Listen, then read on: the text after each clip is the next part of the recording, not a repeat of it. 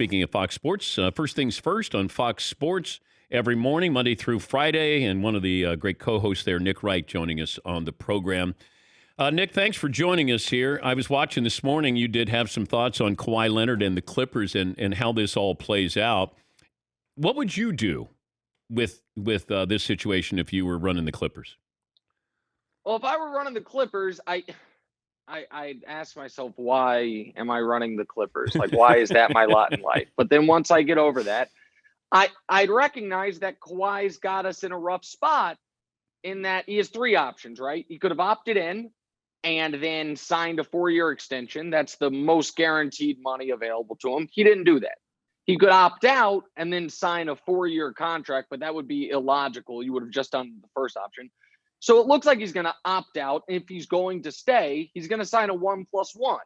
So he'll, get paid $40 million this year to probably not play and then be a free agent again next year. And I don't know, Dan, people, the argument of that is, well, then he can sign a 5-year after this coming year, $235 million deal. I don't know that I'm interested in signing Kawhi Leonard for his age 32 through 36 season when his body is broken down more than it should have already. Also, I was one of the few people 2 years ago who told you the Clippers wouldn't make it, and this year who told you the Nets wouldn't make it. And I don't know if the Nets are going to be much better next year. Next year, all the Nets guys are free agents. If let's say Kawhi signs the 1+1, Dan, and he's a free agent, and he's like, okay, now I'll take my 4 or 5 year max. And James Harden is also a free agent. It's like, this ain't as fun as I thought it would be. I'm from LA. I'd like to go back. If you're the Clippers, can you make an argument you'd rather have Paul George with James Harden than Paul George with Kawhi? I think you could. He's a free agent. Kyrie, KD are free agents. Jimmy Butler's a free agent. Bradley Beal's a free agent. Next year's free agency is very wide open. If I'm the Clippers, I find out he's having surgery because Skip Bayless reports it. That's not great. No. That's not how you want to find out the news. So I don't know. The whole thing's frustrating if I'm the Clippers. Yeah, I don't think, given that injury, that he's going to play. And given that Kawhi's time frame for coming back from an injury, he's going to be far more cautious than somebody else might be. But this might be a situation, do you sign him like the Nets signed Kevin Durant? He's coming off the Achilles, and they still signed him knowing that he wasn't going to play that first year. Yeah, but KD didn't sign a 1+1. Yeah. I think they would have signed him to, if he picked up the option, a 4-year extension. But that's not what he opted for.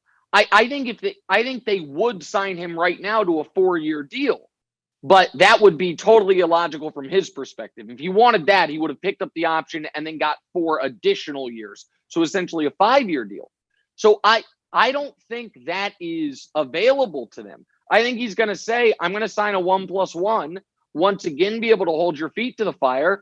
And this year, I'm probably not going to play. Like, would the Nets have signed KD to a 1+1 coming off the Achilles? I don't think so. They signed it saying he signed a 3+1, which is very different.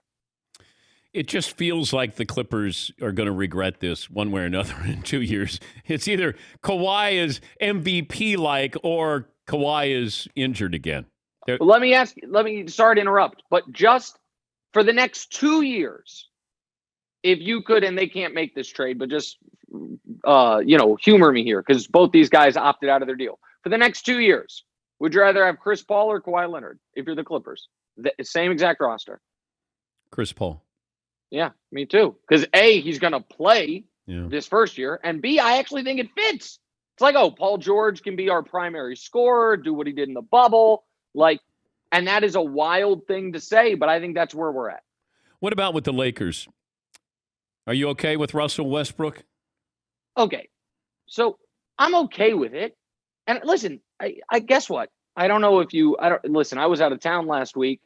So I didn't, I wasn't on TV, but I don't know if you've heard Russell Westbrook struggles from 3-point range. It's an undercovered story. But I also think that this trade was really covered poorly by the media. So, all right, Montrezl Harrell was part of it. He was leaving. Kyle Kuzma was part of it. I would have packed Kuzma's bags for him. KCP was part of it. KCP is a useful player, but not a great player. Now, the argument is, yeah, but you could have used those pieces to get Buddy Hield. I love Buddy Hield as much as anyone that's not from either the Bahamas or the state of Oklahoma. However, as we see time and time again, Dan, there's a lot of guys, one of which is hosting this show, that can shoot 40-some% from three with no pressure, but you ain't seen him in the NBA playoffs, and come the NBA playoffs, it might be a little different animal. So Buddy Hield was not a sure thing. Like Joe Harris seems like an amazing piece for the Lakers. Yeah, but he can't shoot in the playoffs, right? So Buddy Hield's never played in a big NBA game, so it's a little concerning. And so I understand the fit question with Russ. And I understand Russ has never won, but Kevin Love never won, Chris Bosh never won, Anthony Davis never won, Kyrie Irving never won, and then LeBron put his arms around him and they won. Lakers will be great in transition. There will be a far lighter workload on LeBron in the regular season because Russ can win games for you. And I think that the overall just tenacity of what Russ brings is a net positive. But Dan, you do know what's going to happen here because this is the exact thing that happened when the Lakers traded for AD. The Lakers traded for AD, and here was the commentary on every network. Oh my God, they gave up so much. Who's going to defend? LeBron's in year 17. AD is, is he as good as we say he is? Then they win the title, and this is what I hear. Whoa, super team. I mean, that's a super team. Of course they win. Oh, what are you going to do? Super team. So all week, it's that there's no spacing. It's caveman basketball. What are you thinking? Russ is a chucker. Have you seen the second spectrum numbers? And then if they win the title, it's going to be, oh my God, LeBron James, how much help does he need? I mean, and you had Carmelo Anthony. How much help does the guy need? It's good from the same people. This team's going to stink. That's what's going to happen. Well, it is LeBron, so, however somebody can twist it to their benefit, they certainly will. I understand getting Russ, and I love watching him. I don't think he translates into wins. I think he translates into entertainment. I think he has stats. I know they got together, and they decided that they were going to sacrifice part of their game to make it all work together. I mean, it sounds nice, but Russ still can't shoot. That's true. Now, so what's his role? They're just going to say, like teams did to Lonzo Ball, go ahead, shoot. Go ahead, shoot. And they'll just, they're not going to let him drive. So yeah, but didn't the Lakers win the title with with teams doing that to Rajon Rondo? Like that happened, right? It's not like people were like, oh my God, like Rondo was going to kill the spacing. People aren't that worried about Caruso's 3-point shot. And by the way, the Bucks, who over the last few years have been a good 3-point shooting team, I felt like every playoff game, it's like, wow, that's the fewest 3-pointers they've made in 4 years. Yeah. And they just won the title. And by the way, I think everyone says the Lakers are, trying to match what the Nets do. The Lakers, the whole league needs to be worried about keeping up with Milwaukee. And I do think that Russ is just such a pain in the ass that I do think if you are playing either Milwaukee or Brooklyn in the finals, Drew or Kyrie are going to have to work. Like the other team's point guard is going to have to work.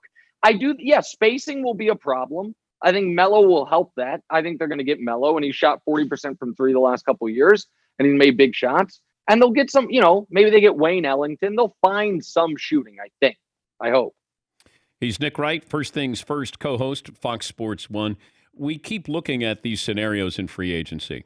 And, Kyle Lowry is an object of desire. And Malcolm Brogdon, Mike Conley is going to re-sign with Utah. Like, is there a player that you go, boy, if that happens or he leaves, is there a domino effect where you go, boy, that changes the hierarchy of power? Well, aside from Kawhi, right? Yeah. And I guess Kawhi, it's more of a delayed. I think Lowry could have, but I think Miami with Lowry, they're still they're hard capped, not literally hard capped, but they just have a ceiling on what they can be. I don't think they're a true championship contender. I think I'm really interested in what Dallas does. I think that Luka, he was my pick to win MVP before this year started. He came into, camp out of shape and didn't get going early and then came on late. I think Luka is about to win a gold medal and light the Olympics on fire and go into next year as, there's a pretty clear top 4 players in basketball to me. Giannis, LeBron, KD, and Luka. But Dallas, their big move, is it going to be keep Tim Hardaway Jr.? Like, so I think the biggest moves aren't so much a free agency, it's more trades. Meaning, is Ben Simmons going to be traded? And is Kristaps Porzingis going to be traded?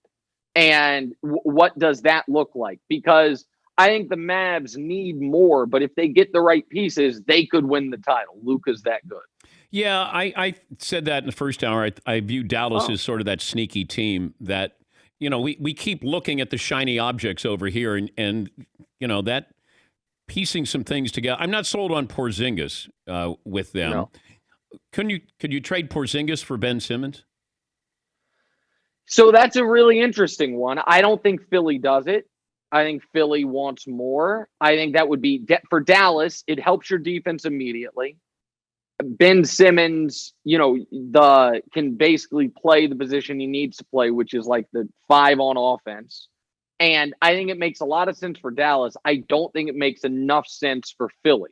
I think Philly, listen, there's a reason that all these reported trades, Daryl was asking for like 4 first-round picks and swaps. Daryl wants Damian Lillard. And if the Blazers won't trade him Damian Lillard for Ben Simmons, then he wants to acquire the pieces necessary to then trade for Damian Lillard. Like, you don't want my player. Okay, what if you want the pieces I get for my player with Bradley Beal as like a consolation? I do not think Ben Simmons is getting traded by Daryl for 70 cents on the dollar. I think he's going to go. I think he's comfortable going into the season with him and waiting and seeing. Good to talk to you. Good to have you back. And thanks for joining us, Nick. Absolutely. As always, great to see you guys. Talk to you soon. That's Nick Wright, First Things First co-host on Fox Sports 1, Monday through Friday.